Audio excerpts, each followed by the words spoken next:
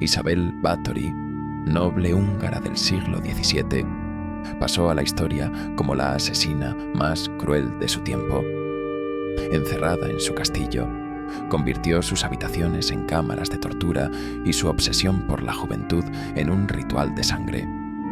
Más de 600 jóvenes fueron mutiladas, desangradas y sacrificadas en su búsqueda de la inmortalidad. Cuando los soldados irrumpieron en su fortaleza, hallaron cuerpos apilados, prisioneras agonizando y suelos empapados en rojo. Su castigo fue peor que la muerte. Fue sellada viva en una celda sin luz, devorada por la locura y los susurros de sus víctimas. Pero su historia no terminó ahí.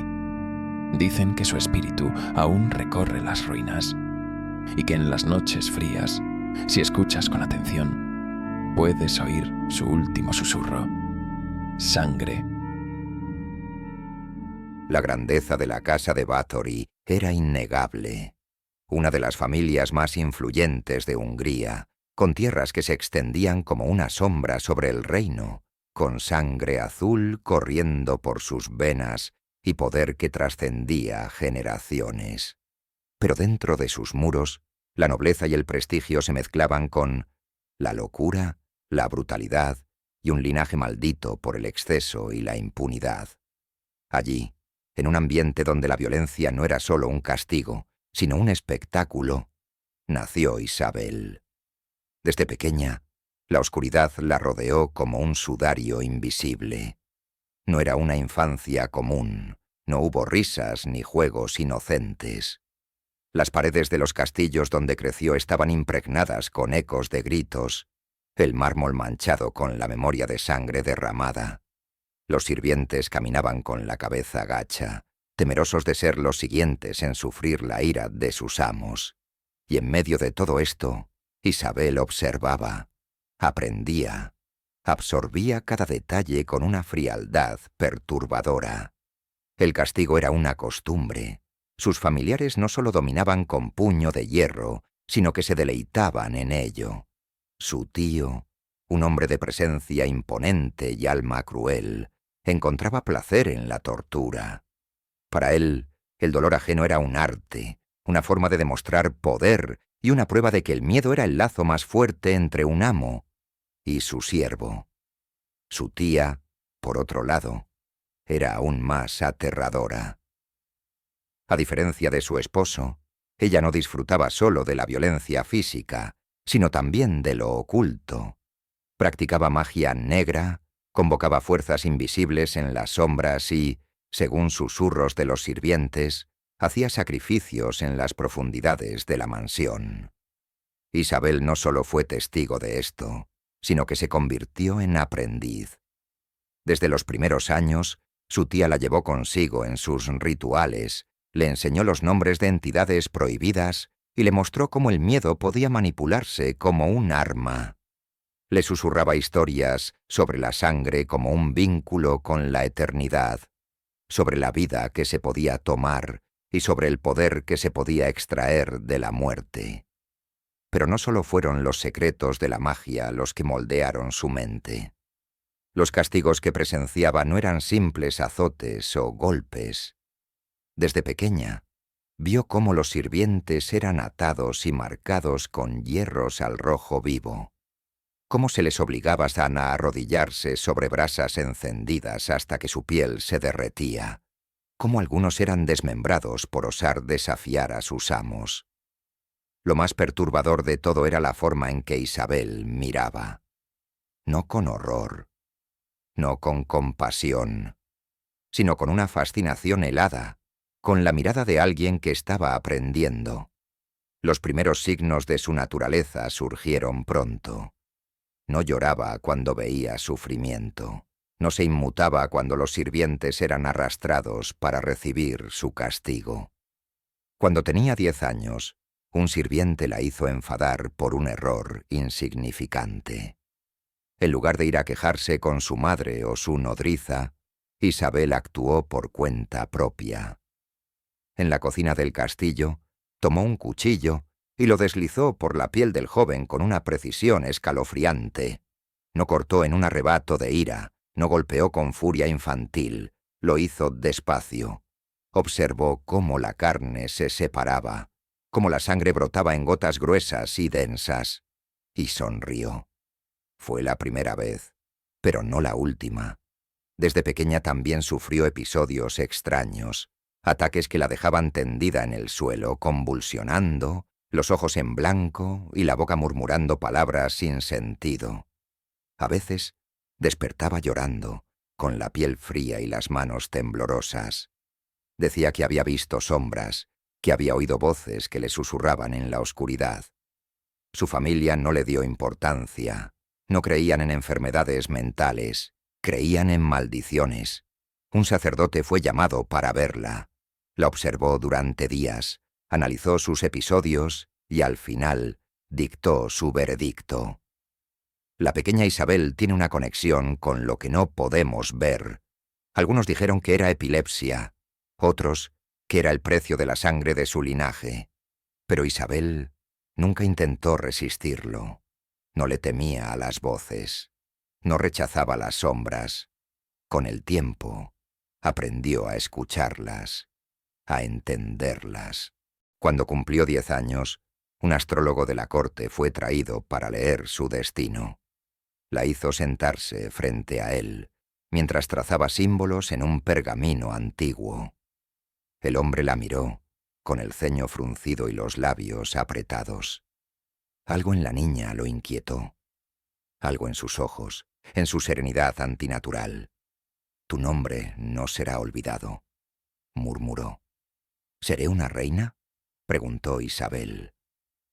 El astrólogo la miró por un largo instante. Entonces apartó la mirada y guardó silencio. No le dijo la verdad. Que su nombre sería recordado, sí, pero no por su grandeza, sino por el miedo. Que siglos después, las madres susurrarían su historia para asustar a sus hijas. Que su legado no sería de amor ni de gloria, sino de sangre y muerte. El destino de Isabel ya estaba escrito. La nobleza le daría el poder, la oscuridad le enseñaría el camino. Y la sangre lo sellaría todo. El matrimonio de Isabel Báthory no fue un cuento de hadas. No hubo romance, ni miradas enamoradas, ni promesas de amor eterno. Solo un acuerdo entre dos familias poderosas, una alianza de sangre y ambición que uniría el destino de una joven con el de un guerrero temido en los campos de batalla. A los 15 años, Isabel fue entregada en matrimonio a Ferenc Nadasdy, un noble y militar húngaro conocido por su ferocidad en combate. Era un hombre de guerra, un soldado endurecido por la violencia, que consideraba la crueldad como una herramienta de poder y la sangre como un tributo necesario para la victoria. Para él, la nobleza no era un título de honor, sino un derecho a dominar y destruir sin remordimientos. La boda se celebró con la pompa digna de su linaje. Castillos adornados con estandartes dorados, mesas repletas de manjares, vino derramado en copas de cristal y velas iluminando el festín. Pero si el espectáculo fue majestuoso, la consumación del matrimonio fue algo muy distinto. La noche de bodas fue la primera prueba de Isabel. Ferenc no era un amante gentil. No buscaba el placer en la ternura, sino en la posesión. Los sirvientes que la atendieron a la mañana siguiente la encontraron en silencio, con la piel marcada y los ojos sin lágrimas. No se quejó, no preguntó, no buscó consuelo, solo asimiló. No había crecido en la delicadeza, sino en la brutalidad. Su familia le había enseñado que la sangre y el sufrimiento eran parte del poder. Ahora había aprendido que también eran parte del matrimonio. Con los años, Isabel y Ferenc comenzaron a parecerse más de lo que nadie imaginó. Lo que empezó como una relación de dominio se convirtió en una unión de mentes afines. Ferenc encontró en su esposa algo que no esperaba. No una mujer frágil, sino una compañera que no se estremecía ante la sangre. Los castigos en su hogar se volvieron más elaborados. Al principio, fueron simples demostraciones de poder. Golpes a los sirvientes por errores menores, latigazos como corrección, hambre como disciplina. Pero pronto dejaron de ser castigos y se convirtieron en entretenimiento. Ferenc le enseñó nuevas formas de dolor. Le mostró cómo una aguja bien colocada podía provocar un grito sin derramar una gota de sangre. Cómo la cera caliente podía dibujar líneas en la piel antes de que el fuego consumiera la carne. A veces lo hacían juntos. Isabel miraba, fascinada, cuando su esposo experimentaba con los cuerpos de los sirvientes. Luego, con el tiempo, empezó a participar. Fue Ferenc quien le hizo su primer regalo verdaderamente significativo. Un guante con garras de metal afiladas. Un objeto diseñado no solo para rasgar la piel, sino para desgarrarla lentamente, con precisión quirúrgica. Un símbolo de amor, entregado entre sonrisas y caricias teñidas de rojo. Pero la crueldad de Ferenc no se limitaba a los castillos y sirvientes. En el campo de batalla, su brutalidad se volvió legendaria. No mataba por necesidad, mataba por placer. Cortaba miembros innecesariamente, arrancaba lenguas, dejaba cuerpos mutilados como advertencias. Sus enemigos lo llamaban el Caballero Negro de Hungría, un título ganado no por su armadura, sino por la oscuridad de su alma. Para Isabel, esto no era un problema, al contrario. Mientras su esposo se encontraba en la guerra, ella se quedaba sola en el castillo. Y con el tiempo, el vacío que dejaba su ausencia fue llenado por una nueva necesidad. No podía esperar a que Ferenc regresara para sentir la emoción de la sangre. Necesitaba algo más, algo suyo. Una noche, un sirviente cometió un error insignificante. Tal vez rompió una copa. Tal vez derramó un poco de vino sobre la mesa. Nadie lo recuerda. Porque lo importante no fue el error, sino la respuesta de Isabel. En vez de ordenar un castigo, en vez de dejar que otro tomara el control, lo hizo ella misma. Pidió que lo trajeran a su habitación. Ordenó que lo desnudaran y lo ataran a un pilar de piedra. Observó su cuerpo tembloroso, su piel joven y vulnerable, y entonces deslizó sus uñas por su espalda, despacio, sintiendo cómo la carne se abría en líneas finas y rojas. No hubo un solo testigo que pudiera describir qué más ocurrió esa noche. Solo quedó claro que, cuando amaneció, el sirviente desapareció. Nadie preguntó. Nadie se atrevió. Pero los rumores comenzaron, las desapariciones aumentaron. Cuando Ferenc regresó de la guerra, encontró a Isabel diferente. Algo en su mirada había cambiado, y fue en ese momento cuando él entendió. Ya no necesitaba que le enseñara nada. Ya no era su alumna, era su igual. El matrimonio de Isabel Bathory y Ferenc Nadasdy fue más que una alianza entre dos casas nobles. Fue la unión de dos mentes deformadas por la sangre.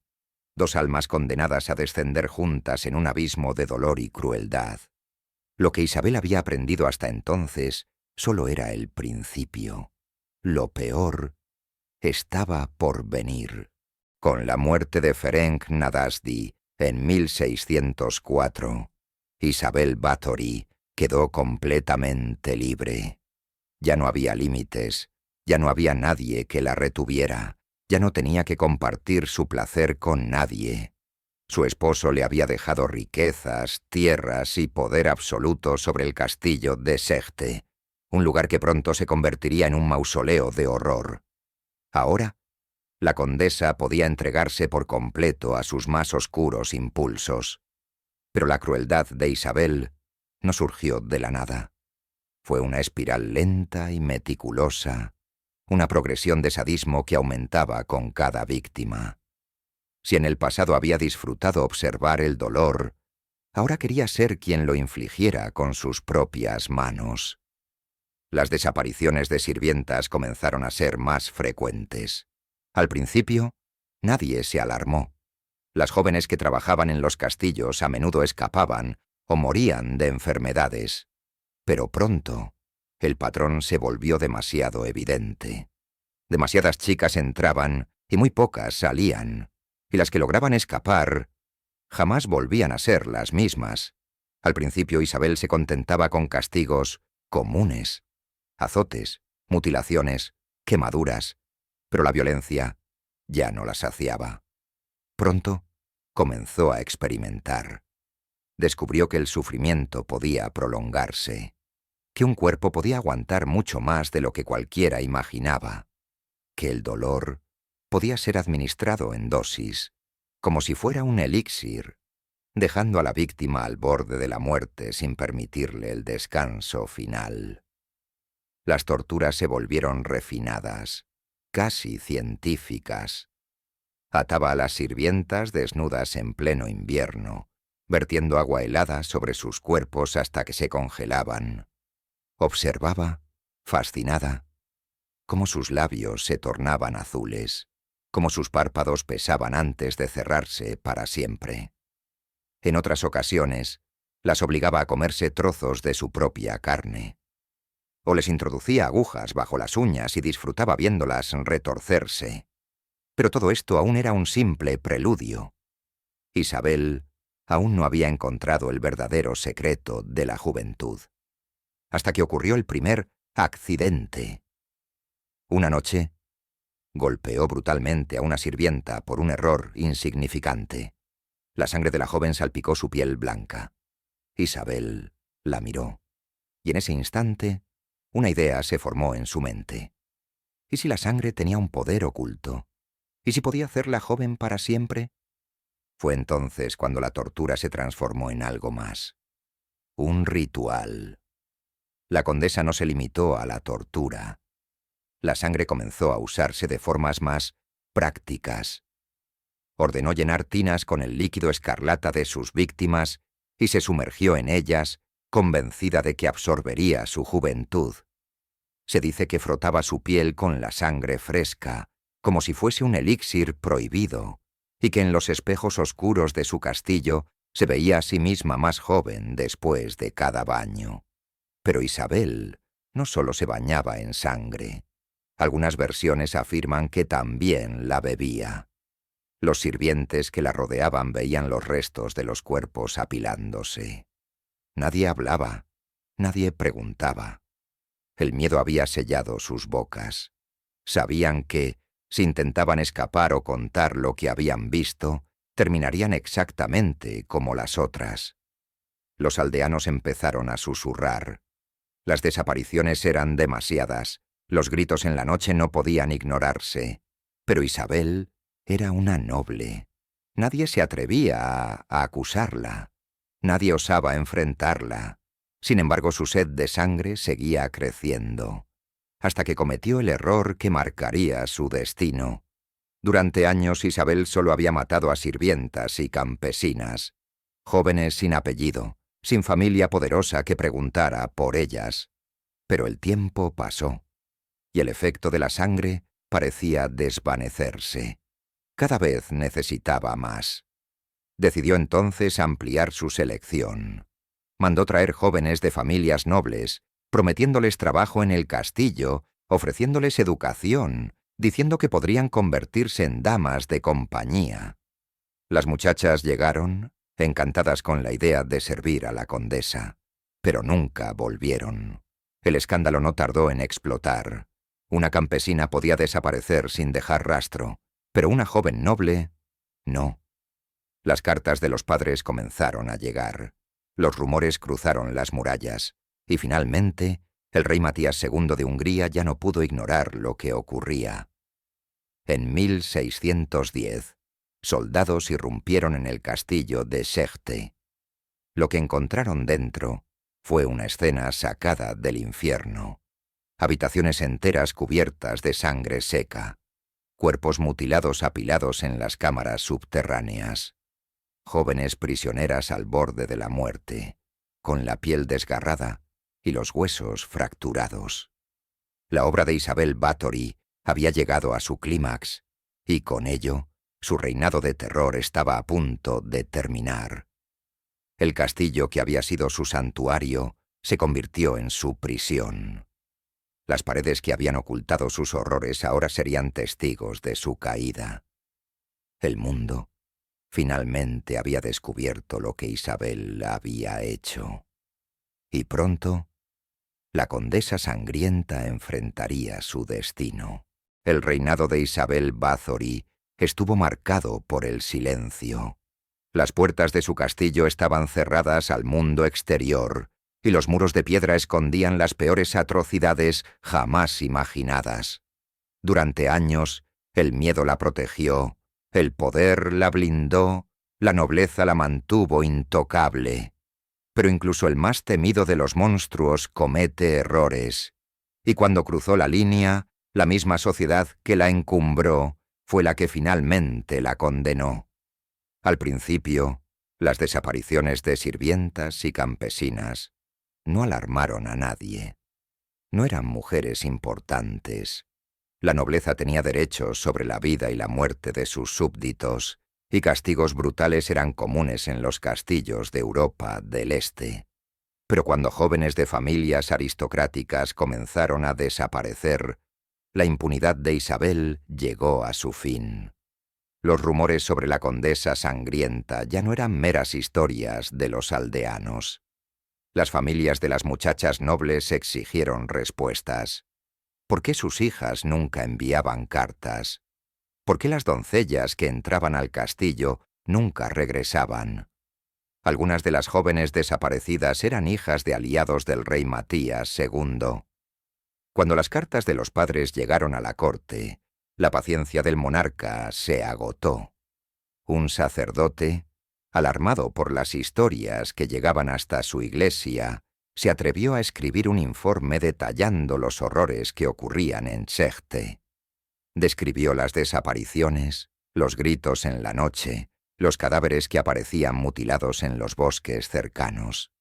Aseguró que la condesa practicaba rituales de magia negra, que bebía la sangre de sus víctimas, que su castillo era un altar de sacrificio. Matías II no podía permitirse ignorar las acusaciones. La nobleza húngara estaba escandalizada. Algunos la veían como una amenaza, otros como un espectáculo macabro. Pero todos coincidían en algo. Isabel debía ser detenida. El rey ordenó una investigación, y en diciembre de 1610, un destacamento de soldados liderado por György Thurzó, el palatino de Hungría, cabalgó hasta el castillo de Sechte con una sola misión: exponer la verdad. O al menos, la versión de la verdad que beneficiara al trono. La noche era oscura cuando los soldados atravesaron las enormes puertas de la fortaleza. El silencio era casi sepulcral. Pero al avanzar por los pasillos de piedra, pronto sintieron el hedor inconfundible de la muerte. Las antorchas iluminaron las paredes cubiertas de manchas secas. Puertas selladas con sangre coagulada. Habitaciones con suelos pegajosos. Cada rincón del castillo susurraba el eco de los horrores cometidos en su interior. En una de las primeras habitaciones encontraron cuerpos apilados como leña. Algunas de las víctimas estaban frescas, sus ojos aún abiertos en un reflejo de terror eterno. Otras eran esqueletos amontonados en las esquinas, los huesos ennegrecidos por el tiempo. Algunas estaban completamente desnudas, con la piel rasgada en cortes precisos, como si la carne hubiera sido removida con la delicadeza de un cirujano. En una de las cámaras más profundas, los soldados descubrieron a varias jóvenes aún con vida, apenas reconocibles. Eran prisioneras de Isabel, mujeres que habían sido torturadas hasta los límites de la resistencia humana. Sus cuerpos eran mapas de cicatrices, de mutilaciones incompletas, de sufrimiento prolongado. Y en medio de todo aquel infierno, Isabel Bathory fue encontrada tranquilamente de pie, vestida con sus ropas de seda y pieles, con la mirada altiva de quien no teme nada. No intentó escapar, no mostró miedo, solo sonrió. La noticia de su arresto recorrió Europa como un incendio. La condesa sangrienta había caído. Pero el juicio no fue inmediato. Había un problema. Isabel Bathory era noble. Y las reglas eran distintas para la aristocracia. No podía ser ejecutada como una criminal común, porque su apellido aún tenía poder. En cambio, sus cómplices no corrieron con la misma suerte. 4 de sus sirvientes, aquellos que la habían ayudado a cometer los crímenes o habían sido demasiado cobardes para oponerse, fueron arrestados junto a ella. Fueron juzgados en enero de 1611. Uno a uno, fueron interrogados, torturados, obligados a confesar cada detalle de los horrores cometidos en el castillo. Y lo hicieron. Los testimonios fueron escalofriantes. Relataron los métodos de tortura, las muertes lentas, las desapariciones sin fin. Mujeres colgadas por los tobillos mientras su sangre era drenada lentamente. Cuerpos abiertos en canal mientras aún estaban vivos. Sirvientas obligadas a comerse su propia carne mientras la condesa observaba con una sonrisa de placer. Más de 300 testigos testificaron en su contra. El horror quedó grabado en los registros oficiales. Los sirvientes fueron condenados a muerte. Algunos fueron decapitados, otros quemados vivos. Pero Isabel nunca compareció en el juicio. No necesitaba defenderse. Su castigo ya había sido decidido. La nobleza no podía permitir que una mujer de su linaje muriera en el cadalso como una vulgar criminal. Eso habría sido un escándalo. Así que decidieron darle un castigo distinto. Isabel Bathory sería sellada dentro de su propio castillo. Una habitación fue tapiada con ladrillos. No habría puertas, no habría ventanas. Solo una pequeña abertura para pasarle comida. Nadie volvería a verla. Nadie volvería a oír su voz. La condena fue clara: morir lentamente, aislada, olvidada, consumida por la misma oscuridad que ella misma había sembrado. Los soldados que participaron en su captura hablaron de la extraña calma con la que aceptó su destino. No gritó, no suplicó, solo sonrió. Algunos dijeron que, mientras la pared de ladrillos se levantaba, susurró algo en un idioma que nadie pudo entender. Otros aseguraron que su silueta aún podía verse en la penumbra de su castillo, incluso después de que la última piedra fue colocada. Lo cierto es que Isabel Bathory desapareció en la oscuridad, y con ella, la leyenda de la condesa sangrienta se convirtió en inmortal. La habitación en la que Isabel Bathory fue sellada no era una celda común, era un ataúd de piedra, un vacío sin tiempo, sin luz y sin esperanza.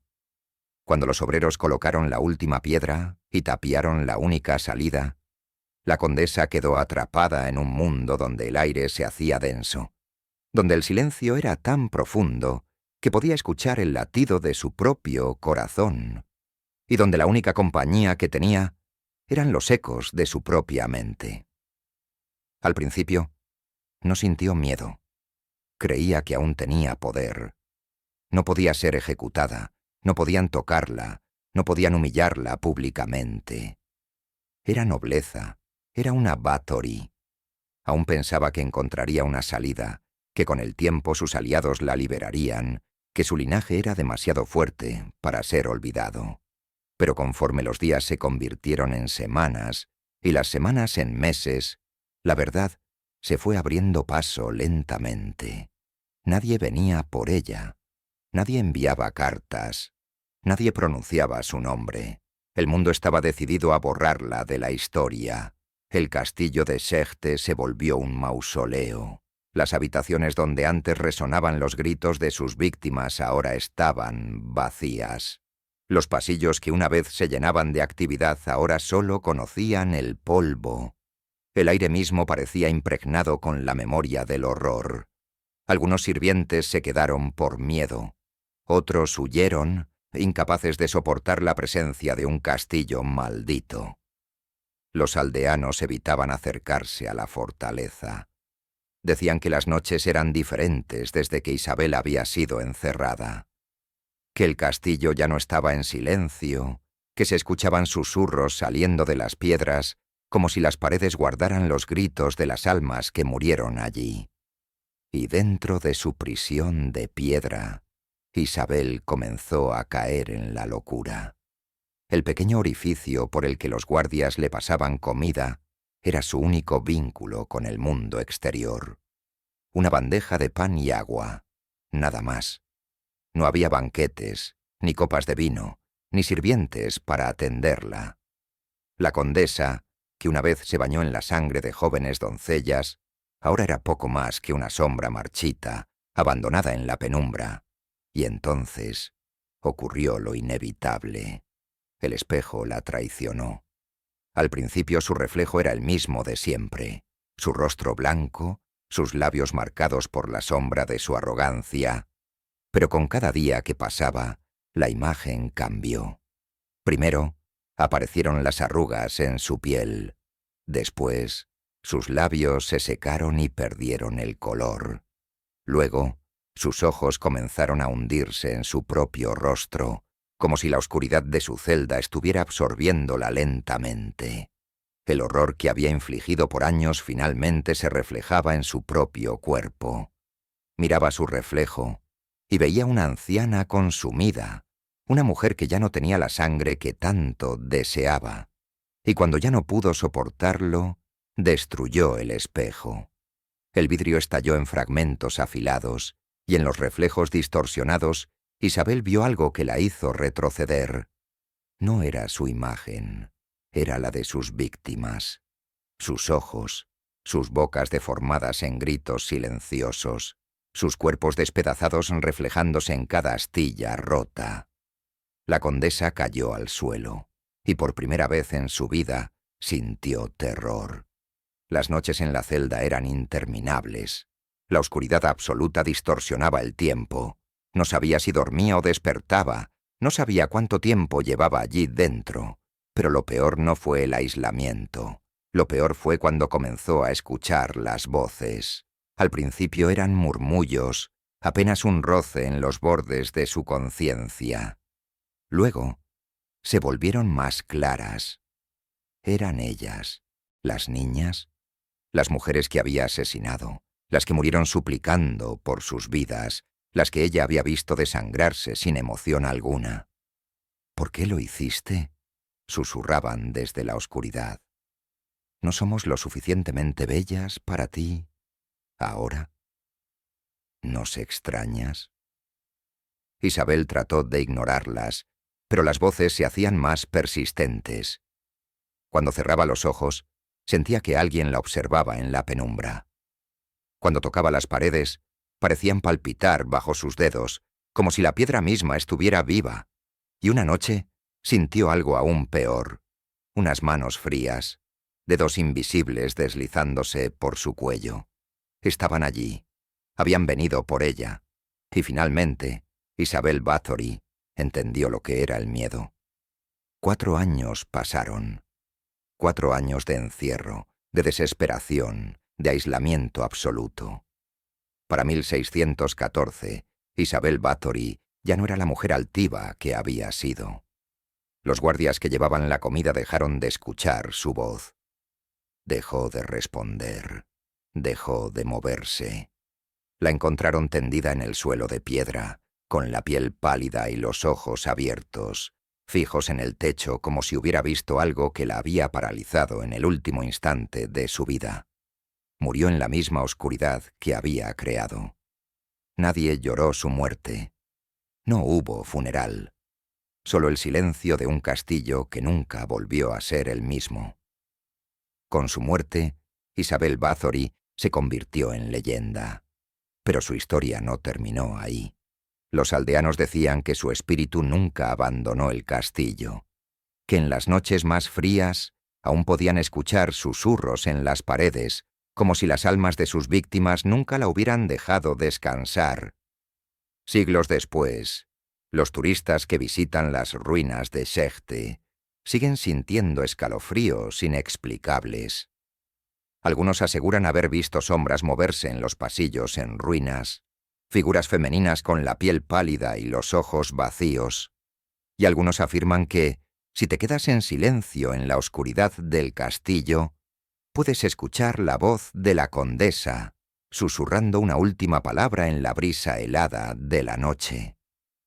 Sangre.